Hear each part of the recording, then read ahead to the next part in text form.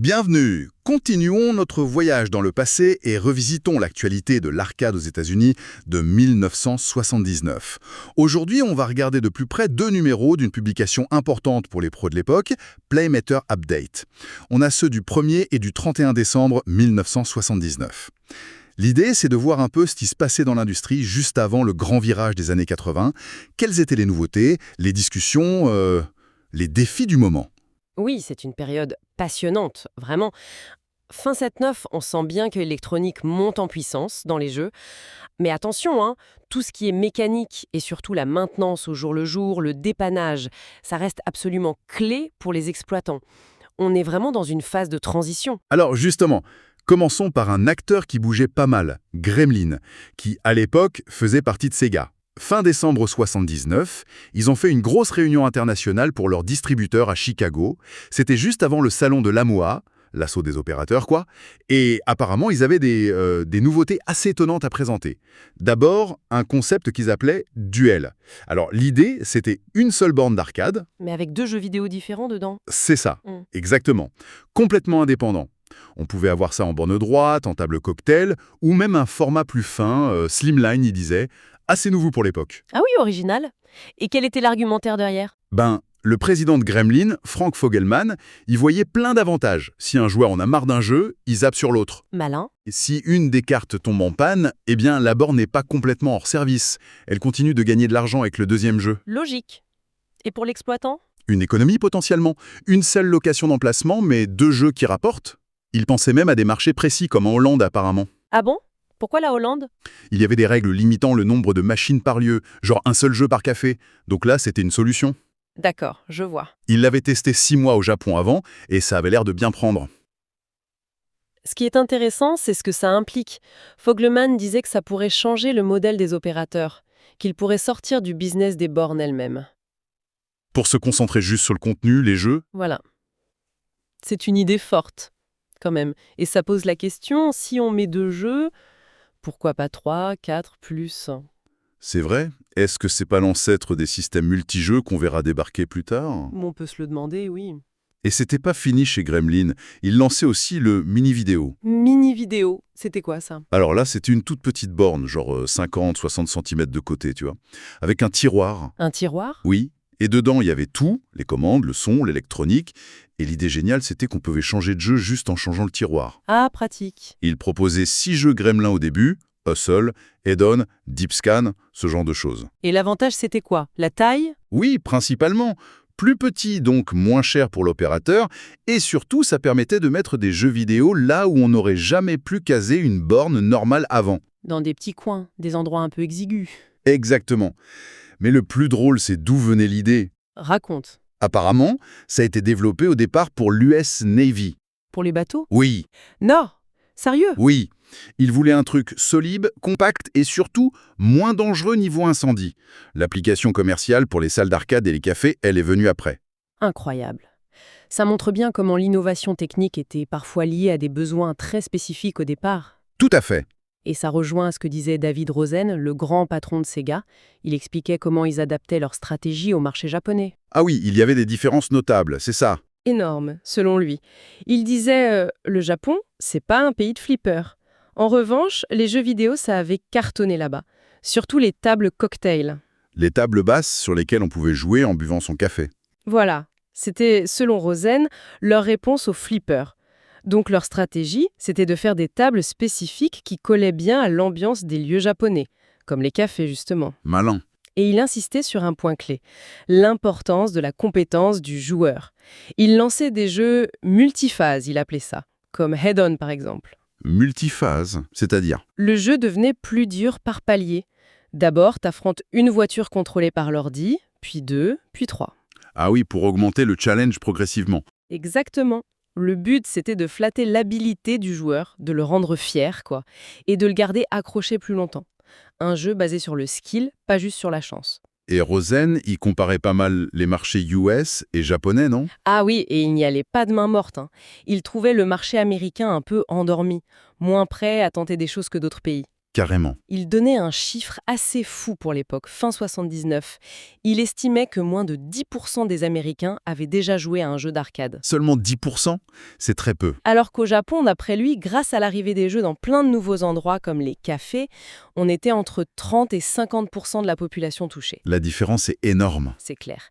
Et ça avait des conséquences visibles au Japon. Le public s'était vachement élargi. Plus de tranches d'âge jouaient, même les cadres, les pros. Et il parlait aussi des femmes, je crois.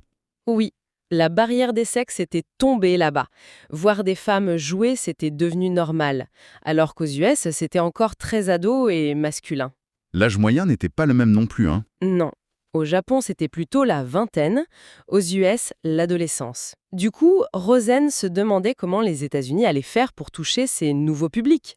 Peut-être justement avec ces nouvelles bornes plus petites, plus adaptables. Le mini-vidéo, par exemple. Voilà.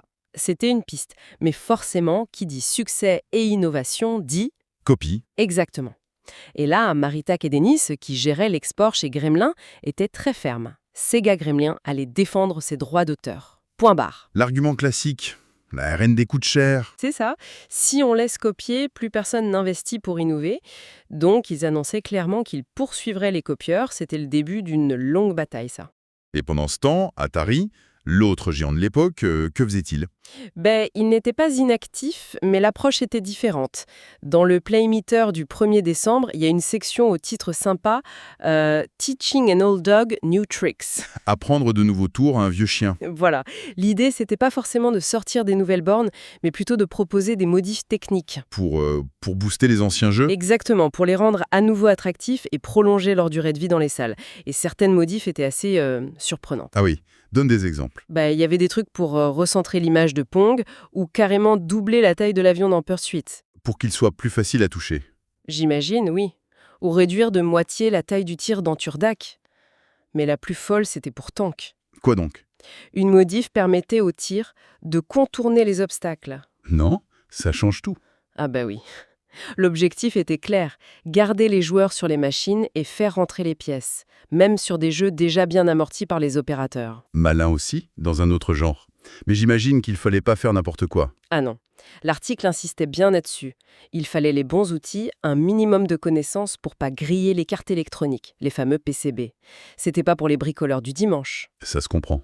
Et toujours chez Atari, un autre petit article technique, très pointu cette fois, sur Lunar Lander. Le jeu d'atterrissage lunaire. Oui, il expliquait qu'il fallait parfois ajouter des diades spéciales sur certaines versions de cartes pour protéger un composant précis, un 46B, contre les surtensions. D'accord. Et surtout, une mise en garde importante, ne pas remplacer ce 46B par un autre composant qui lui ressemble, le 4066, parce que ça pouvait tout dérégler. Ça montre que ça devenait compliqué la maintenance. Très compliqué. On entrait vraiment dans l'ère de l'électronique pointue, même pour la réparation. Mais cette dépendance à l'électronique, ça avait aussi des inconvénients majeurs, non? Tout à fait. Et on en a un exemple frappant dans le même numéro de Playmeter. Une nouvelle assez inquiétante concernant Cyborg Corporation. Cyborg. Il faisait des jukebox, non? Et des jeux aussi? Oui, un nom connu.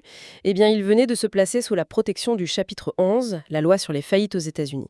Ah oui, quand même. Pourquoi?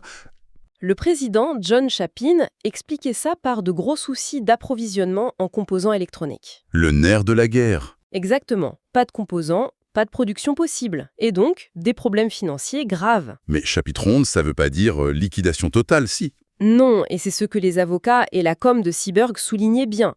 C'est une procédure de réorganisation. Ça permet de geler les dettes temporairement pour essayer de restructurer et de repartir.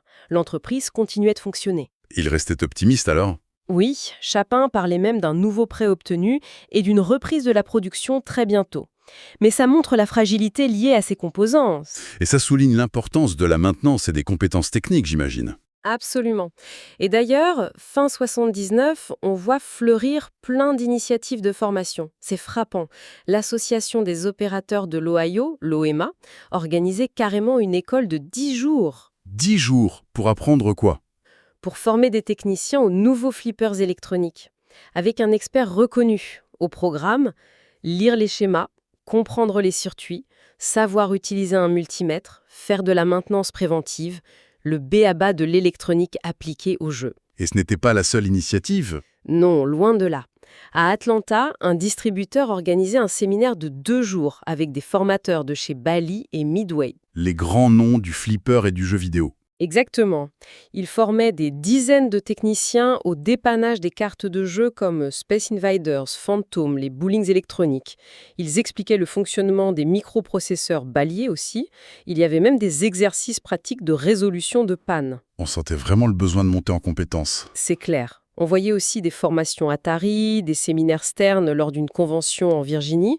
Avoir des techniciens qualifiés, ça devenait vraiment stratégique pour les exploitants. Et parlons de technique, il y avait un article au titre assez coloré, on va dire. Ah oui? Lequel? The straight poop on flippers.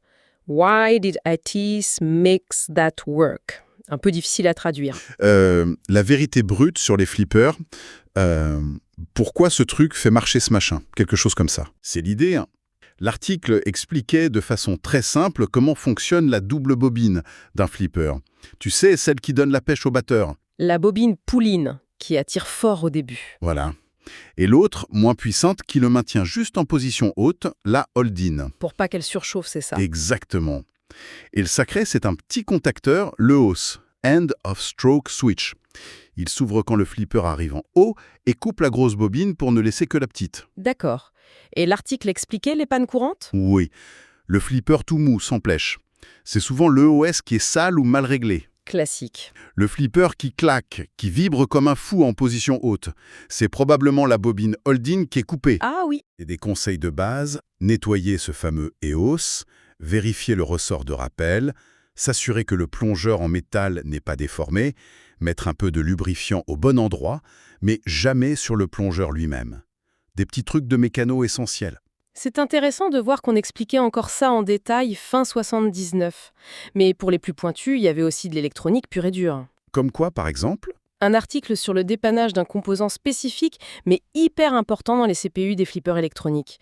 Le PIA 6821. C'est un composant de Motorola. PIA. Ça veut dire quoi? Peripheral Interface Adapter. En gros, c'est l'interface entre le cerveau du flipper, le microprocesseur, et tout le reste. Les contacts du plateau, les lampes, les afficheurs. Ah oui, une pièce maîtresse. Tout à fait. Et assez complexe. Parce qu'il a plein de broches qui peuvent être configurées soit comme des entrées pour lire un contact, soit comme des sorties pour allumer une lampe. Et c'est le programme qui décide comment chaque broche est utilisée. Pas simple à dépanner, j'imagine, hein. Non. L'article donnait des pistes. Bien étudier le schéma, vérifier les signaux de base avec un oscilloscope ou une sonde logique, comprendre le rôle des lignes de contrôle. Il insistait sur l'importance de comparer avec une carte qui fonctionne. On voit bien le saut technologique. Dépanner un flipper électronique, ça devenait autre chose que de la simple mécanique. C'est clair. Et au milieu de tout ça, il y avait aussi des nouvelles plus classiques du secteur. Oui, quelques brèves. Gottlieb, un autre grand nom du flipper, annonçait un nouveau distributeur en Californie du Nord. D'accord. On apprenait aussi qu'une boîte connue pour ses tables de billard, ADI, changeait de propriétaire. Les nouveaux patrons étaient ambitieux, ils agrandissaient leur usine en Floride, ils voulaient une distribution nationale. Ça bougeait aussi dans les équipements plus traditionnels. Oui, et côté salon et convention, on notait les dates pour l'expo de l'OMA en Ohio en mai 80. Et une anecdote amusante sur la convention de la NAMA, l'assaut du vending. Ah oui, celle de 81 qui devait avoir lieu à San Diego. C'est ça. Eh bien, ils ont dû la déplacer à Phoenix. Pourquoi donc? Manque de place à San Diego. Le salon était devenu trop gros pour le centre des congrès. Plutôt bon signe pour le secteur, non? Effectivement, ça suggère une industrie en pleine forme à ce moment-là. Et il y avait aussi des infos très pratiques, je crois. Oui, un petit rappel sur la déduction fiscale des frais de voiture pour les pros qui étaient tout le temps sur la route, les techniciens, les opérateurs. Comment ça marchait? Soit tu gardais toutes tes factures, les frais réels, soit tu utilisais le forfait kilométrique de l'IRS, le fisc américain. C'était 17 cents par mile pour les premiers 15 000 miles à l'époque. Un détail, mais important pour la compta. Tout à fait. Et une note plus légère pour finir cette revue de presse. Oui? L'existence d'un musée où l'on peut toucher à Lansing, dans le Michigan. On pouvait y voir, mais surtout jouer sur d'anciens flippers. Sympa. Déjà une forme de patrimoine. Oui. Et pour vraiment sentir l'ambiance du quotidien, il faut jeter un œil aux petites annonces, les classifieds. Qu'est-ce qu'on y trouvait, fin 69? De tout un. Des opérateurs qui revendaient des jeux d'occasion, un Tank Battle d'Atari à 900 $, un Barricade de Ramtech à 700. Et d'autres qui cherchaient des jeux précis. Oui, des recherches pour l'hit du moment, Playboy, Kiss, Space Invader, ça devait être dur à trouver. Et puis bien sûr des offres d'emploi pour des techniciens. Avec des compétences spécifiques demandées. Oui, très clairement, des compétences en électronique, pas seulement en électromécanique. Ça confirme tout ce qu'on a dit sur la formation. C'est vraiment la vie de l'industrie au jour le jour, ces petites annonces. Bon, si on essaye de faire une petite synthèse de cette fin d'année 79 alors, on sent une vraie effervescence, non? Ah oui, clairement. D'un côté, tu as des innovations matérielles assez audacieuses. Je pense à Gremlin Sega avec le Dual ou le Mini Vidéo. Et de l'autre, Atari qui essaye plutôt d'optimiser, de faire durer ses succès passés avec des modifications. C'est ça. Et puis, cette importance de plus en plus grande de la stratégie de marché. La comparaison États-Unis-Japon est vraiment révélatrice de ça. Avec des approches très différentes pour élargir le public. Exactement. Et en toile de fond, il y a toujours cette tension autour de la technologie. La dépendance aux composants, on l'a vu avec Cyborg. Et ce besoin énorme de maintenance, de techniciens de plus en plus pointus pour suivre la complexité des nouvelles machines, que ce soit les jeux vidéo ou les flippers électroniques. C'est un paysage plein de contrastes, mais hyper dynamique à l'aube des années 80. Tout à fait. Et tu vois, en regardant ces stratégies qui pointent le bout de leur nez fin 79, je pense aux bornes multijeux ou à cette idée d'adapter les machines au lieu, comme le faisait Sega au Japon. Oui. On peut se poser une question pour la suite, non? À quel point ces idées-là, qui germent à ce moment précis, vont vraiment influencer l'industrie de l'arcade des années 80? Et peut-être même au-delà. Oui, peut-être même au-delà. Comment ça a pu façonner la manière dont on conçoit, dont on distribue le divertissement interactif, même aujourd'hui? C'est une excellente question pour réfléchir. Et ce sera tout pour notre exploration de l'actualité arcade de la fin 1979. Merci de nous avoir suivis.